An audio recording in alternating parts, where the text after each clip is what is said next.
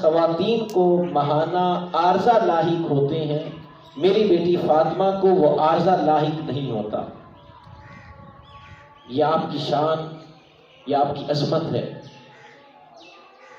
اور آقا علیہ السلام نے اپنے اہل بیت کے ساتھ محبت کے حوالے سے ارشاد فرمایا کہ لوگوں، تمہارے درمیان میں دو چیزیں چھوڑ کر جا رہا ہوں، ایک قرآن اور دوسری میرے اہل بیت۔ ان دونوں کو مضبوطی سے تھامے رکھنا، کبھی گمراہ نہیں ہوگے۔ اہل بیت کی محبت ایمان کی نشانی ہے۔ جس سینے میں اہل بیت کا ذکر سن کر ٹھنڈ نہیں پڑتی، وہ سینہ کسی مومن کا نہیں ہو سکتا۔ آقا علیہ السلام نے حضرت علی کے حوالے سے ارشاد فرمایا کہ علی کا ذکر سن کر اگر مومن ہوگا اس کے سینے میں ٹھنڈ پڑ جائے گی، اور اگر علی کا ذکر سن کر سینے میں ٹھنڈ نہ پڑے وہ مومن نہیں، اس کے ایمان میں شک ہے، وہ منافق ہے۔ نجران کے کچھ پادری آئے، آقا علیہ السلام سے بحث کرنے لگے، مناظرہ کرنے لگے۔ جب وہ کسی بات کی طرف نہ آئے تو اللہ رب العزت نے ارشاد فرمایا کہ محبوب آپ انہیں مباہلے کی دعوت دے دیں، اور فرمایا کہ انہیں کہہ دیں نحن ابناؤنا و ابناءکم، ہم اپنی اولادوں کو لے کر آتے ہیں، تم اپنی اولادوں کو لے آؤ، وَنِسَاءَنَا وَنِسَاءَكُمْ، اپنی عورتوں کو لے کر آتے ہیں، تم اپنی عورتوں کو لے آؤ، وَأَنفُسَنَا وَأَنفُسَكُمْ، ہم خود آتے ہیں، تم بھی خود آ جاؤ، ثُمَّ نَبْتَهِلْ، پھر ہم مباہلہ کرتے ہیں۔ جب مباہلے کی دعوت دے دی، اب پادری وہاں پر کھڑے ہیں، آقا علیہ السلام نے حضرت علی سے فرمایا قم یا علی، علی تم آ جاؤ، قم یا فاطمہ، فاطمہ تم آ جاؤ، قم یا حسن، قم یا حسین، حسن اور حسین تم بھی ساتھ آ جاؤ۔ جب یہ نفوس قدسیہ حضرت علی، فاطمہ الزہرا، حسنین کریمین جب یہ جا رہے تھے، جو ان کا بڑا پادری تھا اس نے ان نفوس قدسیہ کو دیکھا، آقا علیہ السلام کو، حضرت علی، فاطمہ الزہرا، حسن اور حسین کو دیکھا، اور بڑا پادری چھوٹے پادریوں سے کہنے لگا کہ جو آ رہے ہیں ان سے کبھی مباہلہ نہ کرنا، اگر تم نے ان سے مباہلہ کر لیا قیامت تک روئے زمین پر کوئی عیسائی نہیں بچے گا، کوئی عیسائی آئے گا نہیں۔ یہ اہل بیت اطہار ہیں۔ اور آقا علیہ السلام نے فرمایا قُلْ لَا أَسْأَلُكُمْ عَلَيْهِ أَجْرًا إِلَّا الْمَوَدَّةَ فِي الْقُرْبَى، لوگوں میں تمہیں تبلیغ کرتا ہوں، اللہ کے احکامات تم تک پہنچاتا ہوں، دین کا پیغام تم تک پہنچاتا ہوں، تبلیغ کرتا ہوں، تو اس پر میں تم سے کوئی اجرت طلب نہیں کرتا، تم سے کچھ مانگتا نہیں ہوں کہ میں نے تمہیں تبلیغ کی، تمہیں سیدھے راستے پر لے کر آیا، اس کے بدلہ میں مجھے کوئی اجرت دو، مجھے کوئی نفع دو، مجھے کچھ مال دو، نہیں، مجھے اس چیز کی حاجت نہیں ہے۔ ہاں ایک چیز اس کا میں تم سے سوال کرتا ہوں، اِلَّا الْمَوَدَّةَ فِي الْقُرْبَى، میرے قرابت داروں سے مودت اختیار کرنا۔ ایک ہوتی ہے محبت، جس طرح انسان ایک دوسرے سے محبت کرتے ہیں، اس سے اگلا درجہ محبت کا آتا ہے، اس میں زیادہ شدت کی محبت پائی جاتی ہے۔ اس کی مثال سمجھنے کے لیے مچھلی اور پانی کی مثال، مچھلی کو پانی کے ساتھ محبت نہیں مودت ہے، کہ اگر مچھلی کو پانی سے نکالیں اس کی جان ختم ہو جائے گی، اب اس کی جو بقا کی نشانی تھی وہ ختم ہو گئی، تو مچھلی کو پانی کے ساتھ محبت نہیں مودت ہے، یعنی مودت ایک دوسرے کے ساتھ جڑے رہنا، اگر جدا ہوئے تو زندگی ختم، رابطہ منقطع ہوا تو جان چلی گئی، یہ ہوتی ہے مودت۔ تو آقا علیہ السلام نے یہ نہیں کہا میں تم سے محبت کا سوال کرتا ہوں، نہیں کہا الا المودۃ، میں تم سے مودت کا سوال کرتا ہوں۔ تو اہل بیت اطہار کے ساتھ محبت کرنا یہ ایمان کی نشانی ہے۔ اللہ رب العزت نے حضرت مریم سلام اللہ علیہا کا قرآن مجید میں ذکر کیا اس وجہ سے کہ آپ عیسیٰ علیہ السلام کی والدہ ہیں۔ تو علامہ اقبال رحمۃ اللہ علیہ آپ اس نسبت کو دیکھتے ہوئے آپ نے کہا کہ مریم از یک نسبت عیسیٰ عزیز، مریم عزیز ہیں تو ایک نسبت کی وجہ سے وہ نسبت عیسیٰ علیہ السلام ہے، عیسیٰ علیہ السلام کی والدہ ہیں۔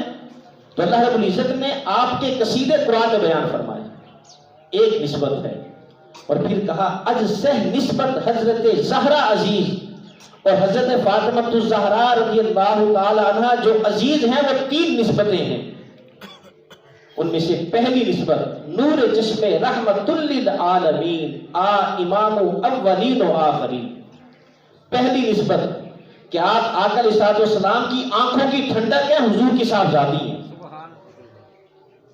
یہ پہلی نسبت۔ اور دوسری نسبت کہا کہ حضرت علی رضی اللہ تعالی عنہ کی زوجہ محترمہ ہیں، یہ دوسری نسبت۔ اور تیسری نسبت آپ اس وجہ سے عزیز ہیں کہ حسنین کریمین کی والدہ محترمہ ہیں۔ تو حضرت مریم سلام اللہ علیہا وہ ایک نسبت کی وجہ سے عزیز ہیں، اور حضرت فاطمہ الزہرا 3 نسبتوں کی وجہ سے عزیز ہیں۔ اور آقا علیہ الصلوۃ والسلام نے سیدہ کائنات کے حوالے سے فرمایا کہ لوگوں فاطمہ تو بدعۃ منی فمن اغضبھا اغضبنی، فاطمہ میرے جگر کا ٹکڑا ہے، جس نے اس کے ساتھ بغض رکھا اس نے فاطمہ کے ساتھ نہیں، اس نے میرے ساتھ بغض رکھا۔ اور یہ اس دور میں کہا جا رہا ہے کہ جب بیٹیوں کو زندہ دفن کر دیا جاتا تھا، جس گھر میں بیٹی پیدا ہوتی بھائی شرم کی وجہ سے اپنا سر جھکا لیتا، اپنا سر نہیں اٹھاتا تھا، اور باپ کو اس وقت تک قرار نہیں آتا تھا جب تک اپنی بیٹی کو زندہ دفن نہ کر دیتا۔ اس دور میں جب عورتوں کو پاؤں کی جوتی سمجھا جاتا، انہیں گھر سے باہر نکال دیا جاتا، اس دور میں آقا فرما رہے ہیں کہ لوگوں اپنی بیٹیوں کو زندہ دفن کرنے والوں سن لو، فاطمہ میرے جگر کا ٹکڑا ہے۔ اور بیٹیوں کو زندہ دفن کرنا یہ ایسا کریہ عمل ہے، اللہ رب العزت نے قرآن مجید میں ارشاد فرمایا کل قیامت کے دن جن بیٹیوں کو زندہ دفن کر دیا ہوگا، جن لوگوں نے، جن ماں باپ نے، جن بھائیوں نے اپنی بہنوں کو یا باپوں نے اپنی بیٹیوں کو دفن کیا، اللہ رب العزت اب وہ بھی سامنے کھڑے ہوں گے، اب وہ ننھی بچیاں وہ بھی سامنے ہوں گی، بِأَيِّ ذَنبٍ قُتِلَتْ، اللہ ان بیٹیوں سے پوچھے گا کہ تمہیں کس جرم میں دفن کر دیا گیا، بِأَيِّ ذَنبٍ قُتِلَتْ، کس جرم کی پاداش میں تمہیں قتل کیا گیا۔ اب ضابطہ یہ ہوتا ہے کہ مجرم سے سوال کیا جاتا ہے کہ تم نے یہ جرم کیوں کیا، قاتل سے سوال ہوتا ہے تم نے قتل کیوں کیا، لیکن یہاں پر یہ ضابطہ بدل گیا، یہ اصول بدل گیا۔ اللہ رب العزت جو مجرم سامنے کھڑے ہیں، وہ قاتل سامنے کھڑے ہیں، قاتل باپ، لیکن اللہ ان سے نہیں پوچھے گا کہ تم نے یہ جرم کیوں کیا۔ وہ بیٹیاں جنہیں پتا نہیں تھا، ابھی انہیں آنکھ کھولی، انہیں پتا بھی نہیں، شعور نہیں، انہیں قتل کر دیا گیا، زندہ دفن کر دیا گیا، انہیں کیا پتا کہ ہمیں کس جرم کی پاداش میں زندہ دفن کر دیا گیا۔ لیکن اللہ رب العزت ان بچیوں سے پوچھے گا بِأَيِّ ذَنبٍ قُتِلَتْ، تمہیں کس جرم کی پاداش میں قتل کر دیا۔ تو مفسرین کہتے ہیں کہ جو اللہ رب العزت نے ان بچیوں سے سوال کیا، اور جو باپ سامنے کھڑے تھے، قاتل سامنے ہیں، مجرم سامنے ہیں، لیکن ان سے سوال نہیں کیا، اس وجہ سے انہوں نے ایسا گناؤنا جرم کیا، ایسا قطعی جرم کیا کہ اللہ ان سے کلام کرنا بھی پسند نہیں کرے گا۔ یہ ایسا جرم ہے۔ آج بیٹیوں کو عزت کس نے دی؟ یہ آمنہ کے لال نے دی۔ آج بہنوں کی عزت کس نے دی؟ یہ حضور سید عالم نے دی۔ آج جب بیٹی گھر سے رخصت ہوتی ہے، باپ بھی رو رہا ہوتا ہے، بھائی بھی رو رہے ہوتے ہیں، عزیز رشتہ دار بھی رو رہے ہوتے ہیں، یہ باپ کو زندہ دفن کر دیتا تھا، لیکن آج وہ ایک بڑا شخص تھا نا، وہ مزدوری کر رہا تھا، اس سے پوچھا گیا نا کہ تم اس عمر میں یہ مزدوری کر رہے ہو، خیریت ہے؟ وہ کہنے لگا 3 بیٹیاں تھیں، 2 کو رخصت کر دیا، ابھی 1 باقی ہے، اس کے ہاتھ ملے کرنے کا۔ بھائی فیکٹریوں میں اوور ٹائم لگا رہے ہوتے ہیں، یہ باپ یہ تو دفن کر دیتا تھا، یہ بھائی یہ تو شرم سے اپنا سر جھکا لیتا تھا۔ بھئی یہ محبت کس نے ڈالی؟ تو اگر تاریخ پڑھ کر دیکھیں گے، اگر ہم غور کر کے دیکھیں گے، پتا چلے گا باپ کے دل میں بیٹی کے لیے محبت کے شگوفے آمنہ کے لال نے ڈالے، بہن کے لیے بھائی کے دل میں محبت کس نے ڈالی؟ یہ آمنہ کے لال نے ڈالی۔ میرے حضور کی کوئی بہن نہیں تھی، سکی بہن کوئی نہیں تھی، لیکن آقا علیہ السلام کو حلیمہ سعدیہ نے دودھ پلایا۔ حلیمہ سعدیہ کی ایک بیٹی شیمہ تھی، اور شیمہ نے آقا علیہ السلام نے اکٹھے حلیمہ سعدیہ کا دودھ پیا، اور پھر اس کے بعد آقا علیہ السلام نے اعلان نبوت کیا، غزوات ہوئے، فتوحات ہوئیں۔ شیمہ کا نکاح جس قبیلے میں ہوا ان کے ساتھ ایک جنگ ہوئی، ان کے قیدی، ان کے لوگ کچھ قیدی بن کر آقا علیہ السلام کی بارگاہ میں آئے، صحابہ انہیں قید کر کے لے آئے۔ اب قبیلے کے جو سردار تھے وہ اکٹھے ہوئے، اپنے لوگوں کو چھڑانا تھا، انہوں نے فنڈ اکٹھا کیا، ہر ایک جتنے بھی گھر تھے سب سے اکٹھا کیا، شیمہ کے پاس بھی آئے اور کہا کہ ہمارے کچھ نوجوان ہیں جو کہ قید ہو چکے ہیں، انہیں آزاد کروانا ہے، لہذا تمہارا اتنا حصہ بنتا ہے تم بھی دو۔ تو انہوں نے بھی دیا۔ تو جب وہ جانے لگے کسی ایک کے منہ سے آقا علیہ السلام کا نام نکلا، تو حضرت شیمہ کہنے لگی اچھا آقا علیہ السلام محمد صلی اللہ علیہ وسلم کے پاس تمہارے لوگ قید ہیں؟ انہوں نے کہا کہ ہاں ان کے پاس ہمارے لوگ قید ہیں۔ تو کہا کہ پھر پیسے اکٹھے نہ کرو، میں خود جاتی ہوں، میں جا کر لے کر آتی ہوں اپنے نوجوانوں کو۔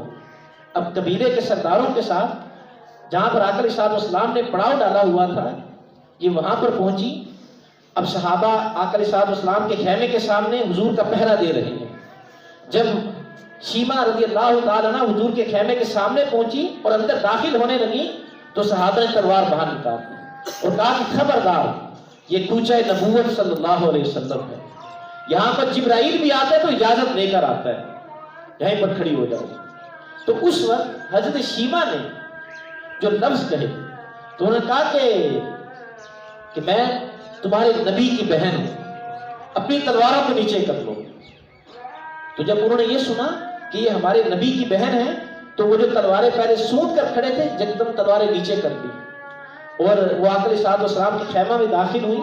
اب عمر ہو چکی تھی، آقا علیہ السلام کی نکاح جب حضرت شیمہ پر پڑی تو فوراً پہچان گئے، حضور بیٹھے ہوئے تھے اپنی جگہ سے کھڑے ہو گئے، کھڑے ہو کر ان کا استقبال کیا اور کہا کہ بہن خیریت سے آئی ہوں؟ تو وہ عرض کرنے لگی کہ یا رسول اللہ ہمارے قبیلے کے کچھ نوجوان آپ کے پاس قیدی ہیں، میں انہیں چھڑانے آئی ہوں۔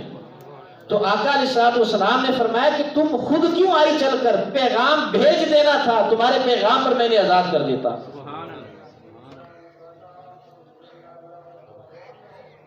تو کہا کہ اچھا چلو خود آ گئی، ملاقات بھی ہو گئی۔ تو آقا علیہ السلام نے واپسی پر انہیں کچھ تحائف دیے، وہ قیدی بھی آزاد کر دیے، اور حضرت شیمہ رضی اللہ تعالی عنہ کو کچھ گھوڑے دیے، کچھ کپڑے دیے، کیونکہ کہ بہنیں جب بھائیوں کے گھر آئیں تو بھائی انہیں خالی ہاتھ نہیں لوٹاتے۔ اور جب وہ چلی گئی آقا علیہ السلام خیمے سے باہر تشریف لائے اور صحابہ سے ارشاد فرمایا کہ صحابہ میں کوئی بھی کام کروں میں تم سے مشورہ کرتا ہوں، مشاورت کے بغیر میں کوئی کام نہیں کرتا، لیکن آج یہ قیدی میں نے تم سے مشورہ کیے بغیر آزاد کر دیے۔ صحابہ کہنے لگے یا رسول اللہ آپ ہمارے آقا ہیں، یا رسول اللہ آپ جس طرح راضی ہوں، آپ جیسے چاہیں آپ ویسے کریں، لیکن یا رسول اللہ آج آپ نے یہ کیا، ہمیں بھی اس کی وجہ بتا دیں۔ تو آقا علیہ السلام نے فرمایا کہ یہ خاتون تھی، یہ میری رضائی بہن تھی، مجھے بتائیں بہنوں کے لیے، بھائیوں کے دلوں میں یہ پیار کس نے ڈالا؟ یہ آمنہ کے لال نے ڈالا۔ آج کے دور میں اگر کوئی باپ اپنی بیٹی کے لیے کہے کہ میری بیٹی میرے جگر کا ٹکڑا ہے، کوئی اتنی بڑی بات نہیں ہے۔ اس دور میں جب بیٹیاں پیدا ہوگی تو باپ کا سر جھک جاتا، بھائیوں کا سر جھک جاتا۔ اس دور میں یہ کہنا کہ فاطمہ میرے جگر کا ٹکڑا ہے، یہ بہت بڑی بات ہے۔ اور مکہ میں جن مشکلات کا سامنا کیا وہ کسی سے مخفی نہیں ہے. دشمنوں نے گڑھے بھی کھودے، انہوں نے کانٹے بھی بچھائے، قتل کی سازشیں بھی کی، حضور پر پتھر بھی برسائے. وہ کتنا کڑا وقت تھا، ہم نے تو وہ وقت نہیں دیکھا. اور جنہوں نے وہ وقت دیکھا، جو آقا علیہ السلام کے جانثار صحابہ اس وقت تھے، ان میں سے کسی کی زبان سے یہ نہیں نکلا کہ دین پر چلنا بڑا مشکل ہے. آج ہمارے لیے جتنی آسانیاں ہیں، ہمارے لیے جتنی راحتیں ہیں، مسجد میں آئیں، صفیں بچھی ہوئی ہیں، گرمیاں ہیں تو اے سی چل رہے ہیں، پنکھے لگے ہوئے ہیں، ساری سہولتیں ہیں، ٹھنڈا پانی ہے. اور اگر سردیاں ہیں تو ہیٹر لگے ہوئے، گیزر مسجد میں لگے ہوئے، پورا انتظام و انصرام ہے اور ہر سہولت مسجد میں موجود ہے. اس کے باوجود ہماری زبانوں سے اکثر یہ جملہ نکلتا ہے کہ دین پر چلنا بڑا مشکل ہے. مجھے بتائیں، آج ہمارے لیے دین پر چلنا مشکل ہے یا ان لوگوں کے لیے کہ جن کے جسموں پر آرا رکھ کر چیر دیا گیا، ان کے لیے مشکل تھا؟ جن ماں کے سامنے ان کے بیٹوں کو شہید کر دیا گیا، ان کے لیے دین پر چلنا مشکل تھا؟ یا حضرت عمار بن یاسر کی والدہ محترمہ، آپ کے جسم کے 2 ٹکڑے کر دیے گئے، تو یہ مکہ میں اسلام کی پہلی شہیدہ تھی. ان میں سے کسی نے نہیں کہا کہ دین پر چلنا بڑا مشکل ہے، بلکہ یہاں تک حضرت زکریا علیہ السلام، آپ کے جسم پر آرا رکھ کر چیرا گیا تو اللہ نے فرمایا کہ زکریا تمہاری زبان سے آہ بھی نہ نکلے، اگر آہ نکلی تو صابر سے نام نکال دوں گا. ان میں سے کسی نے نہیں کہا کہ دین پر چلنا مشکل ہے. اور آج ہمارے لیے ساری سہولتیں ہیں، اتنی آسان شریعت. پچھلی شریعتیں دیکھ کر دیکھیں کہ اگر پیشاب کا قطرہ لباس پر گر گیا اس حصے کو کاٹنا پڑتا، جسم پر گر گیا اس کی پاکی یہ تھی کہ اس کو کاٹا جائے. نماز کا وقت ہو گیا تو مخصوص عبادت گاہیں تھیں، وہاں پر آ کر نماز ادا کی جاتی. مال غنیمت، مال فے، صدقہ وہ خود نہیں کھاتے تھے، وہ جنگلوں میں رکھ کر آ جاتے تھے، آگ آ کے اس کو لے جاتی. اور ہمارے لیے کتنی آسان شریعت کر دی گئی. کھیت پر کام کر رہے ہیں، نماز کا وقت ہوا وہیں پر نماز پڑھ لیں، پوری زمین پاک کر دی گئی. دفتر میں بیٹھے ہوئے نماز کا وقت ہوا وہیں پر نماز ادا کر لیں. اگر کوئی پلیدگی کا چھینٹا پڑ گیا ہے، فرمایا کہ اس کو اچھے طریقے سے دھو لو، یہی اس کی پاکی ہے. لباس پر پڑ گیا، فرمایا کہ اس کو دھو لو. کتنی آسان شریعت، کتنی آسان شریعت. اس کے بعد ہم یہ کہیں کہ دین پر چلنا مشکل ہے. یہ محض اس جملے کو ہم نے اپنے لیے ڈھال بنا رکھا ہے نماز سے بچنے کے لیے، شریعت سے بچنے کے لیے، کہ دین پر چلنا بڑا مشکل ہے. تو اس کڑے وقت میں کہ جب ابھی اسلام کا آغاز ہوا تھا اور صرف چند ایک صحابہ تھے، بمشکل وہ چھپ چھپ کر عبادت کیا کرتے، آقا علیہ السلام شین حرم میں تشریف لائے اور وہاں پر آ کر نماز ادا کی. ابو جہل کے کہنے پر عقبہ بن ابی معیط نے اونٹ کی اوجڑی لی. آقا علیہ السلام جب سجدے میں گئے اور آقا علیہ السلام کی پشت مبارک پر ان ظالموں نے وہ اوجڑی ڈال دی.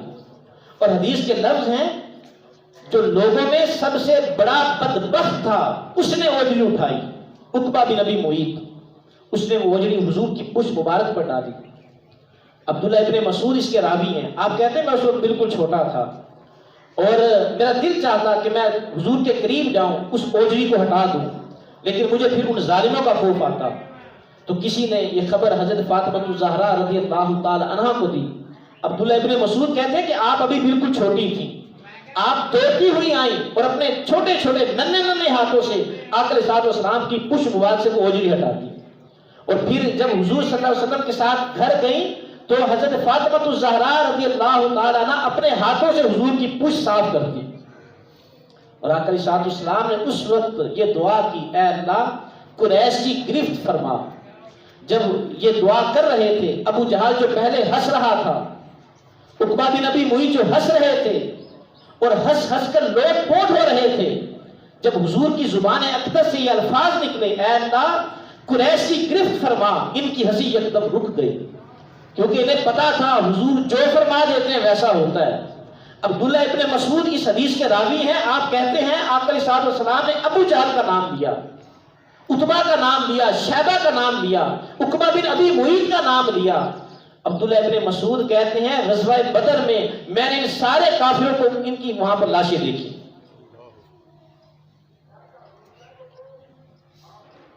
تو حضرت فاطمہ الزہرا رضی اللہ تعالی عنہا، ان کے بارے میں آقا علیہ الصلوۃ والسلام نے فرمایا کہ فاطمہ بضعۃ منی، فاطمہ میرے جگر کا ٹکڑا ہے. اگر بیٹی کے لحاظ سے دیکھا جائے تو آپ سے بڑھ کر اس کائنات میں کوئی بیٹی نہیں ہے. جس کے والد امام الانبیاء ہو، جس پہلو سے دیکھا جائے آپ کی شان، آپ کی رفت، آپ کی عظمت اعلیٰ سے اعلیٰ تر نظر آتی ہے. اور اگر بیوی ہونے کی حیثیت سے دیکھا جائے حضرت علی رضی اللہ تعالیٰ عنہ آقا علیہ الصلوۃ والسلام کی صاحبزادی ہیں. یہ سوچ کر کہ میں امام الانبیاء کی صاحبزادی ہوں، علی کے گھر میں گئی ہوں، تو لیکن یہ سوچ کر امام الانبیاء کی صاحبزادی ہوں، علی کی خدمت نہ کروں، ایسا نہیں کیا، بلکہ ان کی خدمت میں کوئی کسر نہیں رکھ چھوڑی. یہ تربیت تھی. آج اگر کسی بڑے آدمی کی بیٹی، کسی مالدار آدمی کی، کسی صدر کی، وزیر اعظم کی بیٹی وہ کسی کے گھر میں جائے، کسی کی بیوی بن کر جائے اور وہ یہ کہتی ہے کہ میں تو فلاں کی بیٹی ہوں، تمہارے گھر آ کر خدمت کروں، تمہارے گھر آ کر کام کاج کروں، اس کے لیے سیدہ کائنات کی سیرت ایک مشعل راہ ہے. وہ ان کی سیرت کو دیکھے، کوئی کسر نہیں رکھ چھوڑی. کیونکہ آقا علیہ الصلوۃ والسلام نے ارشاد فرمایا کہ 3 قسم کے لوگ ہیں، انہیں جنت میں جانے سے کوئی روک نہیں سکتا. ایک تو وہ شخص جو اپنے والدین کا فرما بردار ہو اور والدین اپنی اولاد سے راضی ہوں، اس بندے کو جنت میں جانے سے کوئی روک نہیں سکتا. اور دوسرا وہ شخص جس نے پختہ توبہ کی، ایسی پکی توبہ کہ دوبارہ اس کا گناہوں کی طرف جانا ایسے مشکل ہے جس طرح تھنوں سے نکلے ہوئے دودھ کو دوبارہ تھنوں میں ڈالنا مشکل ہو جاتا ہے، ایسی پکی توبہ کی. فرمایا کہ اس بندے کو بھی جنت میں جانے سے کوئی روک نہیں سکتا. اور تیسری وہ عورت جس نے اپنے شوہر کی اتنی خدمت کی کہ اس کے شوہر نے کہا میں تجھ سے راضی ہوں. فرمایا کل قیامت کا دن ہوگا، جنت کے 8 دروازے ہیں، 8 دروازے کھول دیے جائیں گے اور اس عورت کو کہا جائے گا جس دروازے سے آپ داخل ہو جاؤ. امام الانبیاء کے صاحبزادی ہیں. تو اگر بیوی ہونے کی حیثیت سے دیکھا جائے تب بھی آپ سے بڑھ کر اور کوئی نظر نہیں آتا. بشری تقاضے ہیں. ایک دفعہ کوئی رنجش ہو گئی حضرت علی کے درمیان اور حضرت فاطمہ الزہرا رضی اللہ تعالی عنہا کے درمیان. انسان بشر ہے، بشری تقاضے ہوتے ہیں. کسی بات پر رنجش ہو گئی. حضرت علی ناراض ہو کر مسجد نبوی کے شہر میں آ کر لیٹ گئے. کچی مسجد تھی، گرمیاں تھیں اور مٹی آپ کے جسم پر لگی، کچھ پسینہ تھا. حضور سید عالم صلی اللہ علیہ وسلم کو خبر ہوئی کہ دونوں کے درمیان آج کچھ رنجش ہوئی ہے. حضور صلی اللہ علیہ وسلم اب دیکھیں کہ آقا علیہ الصلوۃ والسلام نے اپنی سیرت ہمارے سامنے رکھنی تھی. نبی تھے، حکم بھی دے سکتے تھے کہ علی جاؤ جا کر فاطمہ سے صلح کرو، میری بیٹی کو ناراض نہ کرنا. یہ حکم دے دیتے، یہ بھی کافی ہوتا. حضرت علی بغیر اعتراض کیے، بغیر دل میں کوئی بات لائے وہ جا کر صلح کر لیتے، راضی ہو جاتے، عمر بھر ان سے ناراض نہ ہوتے. لیکن آقا علیہ الصلوۃ والسلام نے اپنی سیرت ہمارے سامنے رکھنی تھی. آقا علیہ الصلوۃ والسلام حضرت علی کے پاس آئے، حضرت فاطمہ الزہرا رضی اللہ تعالی عنہا کے پاس گئے اور ان دونوں کے درمیان صلح کروائی. دونوں کو ایک دوسرے سے راضی کیا. راضی کر کے جب گھر سے باہر آئے چہرے پر خوشی کے آثار تھے. کسی نے پوچھا کہ یا رسول اللہ آج آپ بڑے خوش ہیں. فرمایا کہ آج کائنات میں سب سے حسین جوڑے کی صلح کروا کے آ رہا ہوں، سب سے حسین جوڑے کی صلح کروا کے آ رہا ہوں. اور ام المؤمنین حضرت عائشہ صدیقہ عفیفہ رضی اللہ تعالی عنہا آپ فرماتی ہیں کہ اگر رسول اللہ صلی اللہ علیہ وآلہ وسلم کے مشابہ کلام میں، کھانے میں، اٹھنے میں، بیٹھنے میں کوئی مشابہ تھا تو وہ فاطمہ الزہرا رضی اللہ تعالی عنہا تھی. اب یہ روایت کون کر رہی ہے؟ ام المؤمنین حضرت عائشہ صدیقہ رضی اللہ تعالیٰ عنہا یہ کس کی فضیلت بیان کر رہی ہیں؟ فاطمۃ الزہرا کی۔ اب وہ لوگ جو اہل بیت اور صحابہ کے درمیان نفرتیں پیدا کرتے ہیں، جو جدائیاں پیدا کرتے ہیں، انہیں پتہ ہونا چاہیے کہ ام المؤمنین یہ کیا ارشاد فرما رہی ہے۔ اور حضرت انس رضی اللہ تعالیٰ عنہ راوی اس حدیث کے، اور امام ابو داؤد نے یہ باب باندھا تعظیماً کسی کے لیے کھڑے ہونا۔ یہ باب کا عنوان ہے کہ تعظیماً کسی انسان کے لیے کھڑے ہونا۔ یہ باب باندھ کر اس پر جو حدیث نقل کی وہ یہ کہ آپ فرماتے ہیں کہ آقا علیہ الصلوۃ والسلام جب سیدہ کائنات سیدہ خاتون جنت سیدہ فاطمۃ الزہرا رضی اللہ تعالی عنہا کے گھر تشریف لے جاتے تو حضرت فاطمۃ الزہرا اپنی جگہ سے کھڑی ہو جاتی، آقا علیہ الصلوۃ والسلام کا استقبال کرتی، حضور کے ہاتھ پر بوسہ دیتی، اور جس جگہ پر خود بیٹھی ہوتی حضور کو وہاں پر بٹھاتی۔ کچھ لوگ یہ کہتے ہیں تعظیماً کسی کے لیے کھڑے ہونا یہ جائز نہیں ہے۔ امام ابو داؤد نے، امام ابن ماجہ نے تعظیماً کسی کے لیے کھڑے ہونا اس جملے سے باب باندھا ہے اور اس پر یہ حدیث نقل کی، اور کہا پھر یہی عمل رسول اللہ صلی اللہ علیہ وسلم کا ہوتا۔ جب سیدہ کائنات آقا علیہ الصلوۃ والسلام کے پاس تشریف لاتی تو حضور صلی اللہ علیہ وسلم کیا کرتے؟ آخذ بیادیہا، اپنی بیٹی فاطمۃ الزہرا کا ہاتھ پکڑتے، آخذ بیادیہا، ہاتھ پکڑتے، وقبلہا، ہاتھ کا بوسہ دیتے، واجلسہا فی مجلسہ، اور اپنی بیٹی کو وہاں پر بٹھاتے جہاں پر خود بیٹھے ہوتے۔ اب تعظیماً حضور بھی اپنی بیٹی کے استقبال کے لیے کھڑے ہو رہے ہیں، اور کیا کہتے ہیں؟ اہلا وسہلا مرحبا۔ وہ ایک شخص ہے جو امت میں تفرقہ پھیلا رہا ہے، اس کا میں ایک بیان سن رہا تھا، علی رضا انجینئر، وہ کہہ رہا تھا کہ تعظیماً کسی کے لیے نہیں کھڑے ہونا چاہیے، اور اس نے کسی کا نام نہیں لیا، وہاں پر کہا کہ آقا علیہ الصلوۃ والسلام کے لیے تعظیماً کھڑے ہونا ناجائز ہے۔ مجھے بتائیں یہ امت کو ہم کیا پیغام دے رہے ہیں؟ اگر کسی ایک حدیث میں ایسا آ بھی گیا کہ آقا علیہ الصلوۃ والسلام تشریف لائے اور صحابہ ویسے کے ویسے بیٹھے رہے، تو کیا اس کا یہ مطلب ہے صحابہ حضور کی تعظیم نہیں کرتے تھے؟ کیا اس حدیث سے یہ مطلب نکلتا ہے؟ تو لوگوں کو اس طرح کا پیغام دے کر ہم لوگوں میں کیا پھیلا رہے ہیں؟ ہم محبت کا درس دے رہے ہیں؟ کیا ہم لوگوں کے دلوں میں آقا کی محبت ڈال رہے ہیں یا نفرت ڈال رہے ہیں؟ اور ہم یہ شان بیان کر رہے ہیں، نقش بیان کر رہے ہیں، اور کس کی شان میں کمی کر رہے ہیں؟ جس کی شان کو اللہ نے بلند کر دیا، ورفعنا لک ذکرک، محبوب ہم نے آپ کے لیے آپ کے ذکر کو بلند کر دیا، تو جس کا ذکر اللہ نے بلند کر دیا اس کے ذکر کو کوئی کم کر سکتا ہے؟ اور وہ کہہ رہا تھا کہ آقا علیہ الصلوۃ والسلام کے لیے تعظیماً کھڑے ہونا ناجائز ہے۔ اب امام ابو داؤد نے یہ باب باندھا تعظیماً کسی کے لیے کھڑے ہونا، اور وہاں پر یہ حدیث نقل کی کہ جب سیدہ کائنات حضور کے پاس تشریف لاتی آقا علیہ الصلوۃ والسلام اپنی جگہ سے کھڑے ہو جاتے۔ اور حضرت عمر رضی اللہ تعالی عنہ اس حدیث کے راوی ہیں، اور حضرت عمر رضی اللہ تعالی عنہ کے علاوہ اس حدیث کا اور کوئی راوی ابھی نگاہوں سے گزرا نہیں ہے۔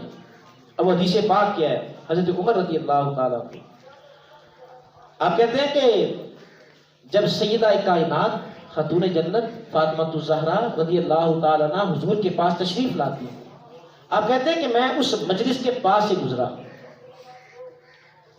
کہ سیدہ کائنات بھی حضور کے پاس تشریف لائی، میرا اتفاق ایسا وہاں سے گزر ہوا تو میں نے اپنے کانوں سے سنا۔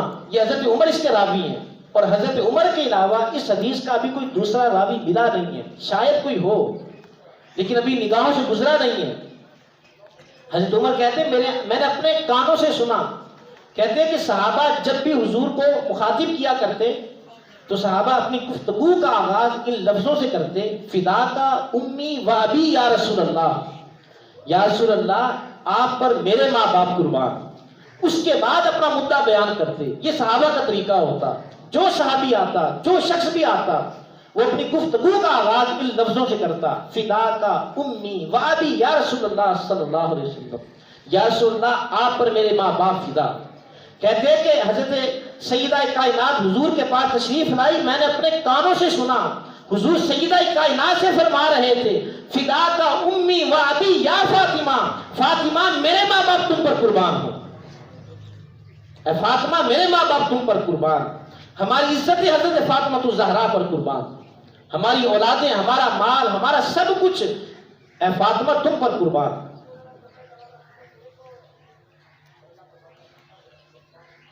تو اب دیکھیں حضرت عمر رضی اللہ تعالیٰ عنہ اس حدیث کے راوی ہیں اور لوگ اہل بیت و صحابہ کے درمیان نفرتیں پیدا کر رہے ہیں.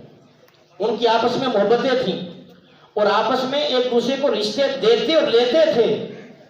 جہاں پر دشمنیاں ہوں وہاں پر نہ تو رشتہ دیا جاتا ہے نہ رشتہ لیا جاتا ہے, جبکہ وہ آپس میں ایک دوسرے کو رشتے دیتے اور لیتے تھے. آقا ارشاد السلام ایک دن خطبہ ارشاد فرما رہی ہیں اور فرمایا کہ یہ بتاؤ صحابہ کہ بہترین پردہ کیا ہے. سارے صحابہ خاموش ہو گئے.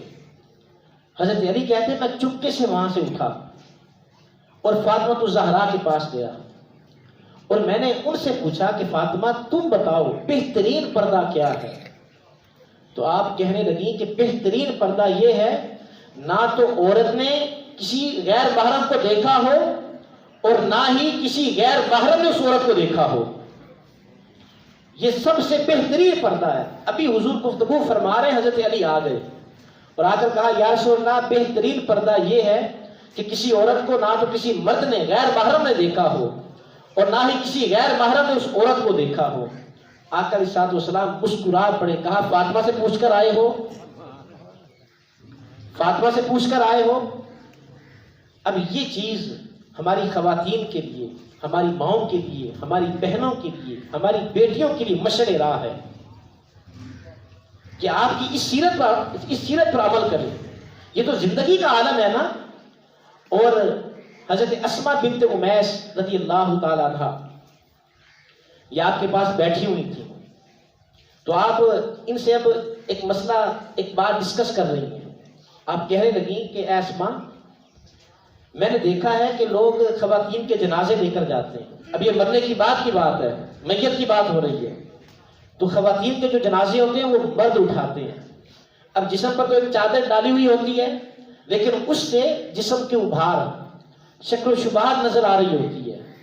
تو مجھے وہ بڑی پریشانی لاحق ہے کہ جب میں مروں گی اور میری چارپائی مرد لے کر جا رہے ہوں گے اور میرے جسم کی شکل و شباہت یہ نظر آئے گی. تو حضرت اسماء بنت امیس رضی اللہ تعالیٰ عنہ آپ کہنے لگی کہ آپ پریشان نہ ہوں.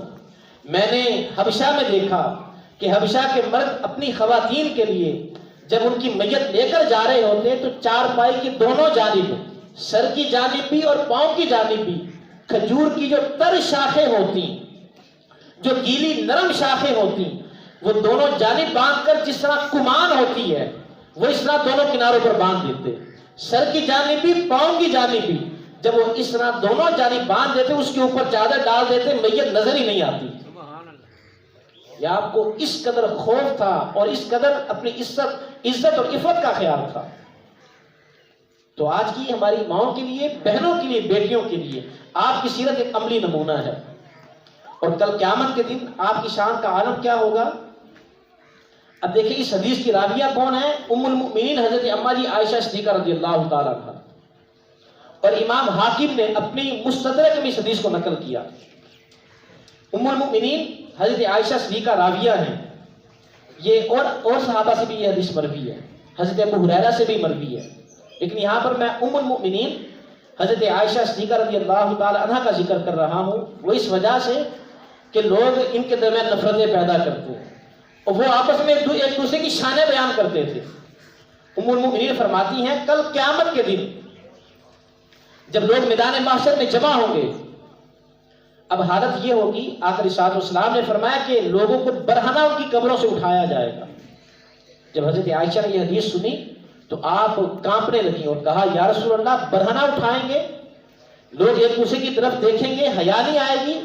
تو آقا علیہ السلام نے فرمایا کہ عائشہ معاملہ اس سے بھی آگے ہوگا. وہ کیا؟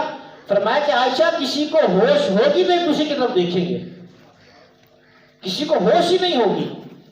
اب میدان معاشر میں سب برہنہ وہاں پر کھڑے ہیں، تو اس وقت حضرت ام المؤمنین عائشہ صدیقہ فرماتی ہیں کہ آقا علیہ الصلوۃ والسلام نے فرمایا کہ جب فاطمہ بنت محمد تشریف لائیں گی، جب میری بیٹی فاطمہ آئے گی، ینادی منادی، ایک ندا کرنے والا ندا دے گا، غضوا ابصارکم، اے اہل معاشر اپنی نگاہوں کو جھکا لو، فاطمہ بنت محمد تشریف لا رہی ہے۔ یہ ان کا اعزاز ہوگا قیامت کے دن۔ اور پھر صرف تنہا یا پیدل نہیں ہوگی، سب لوگ پیدل ہوں گے، یہ آپ کا اعزاز ہے، آپ پیدل نہیں ہوگی۔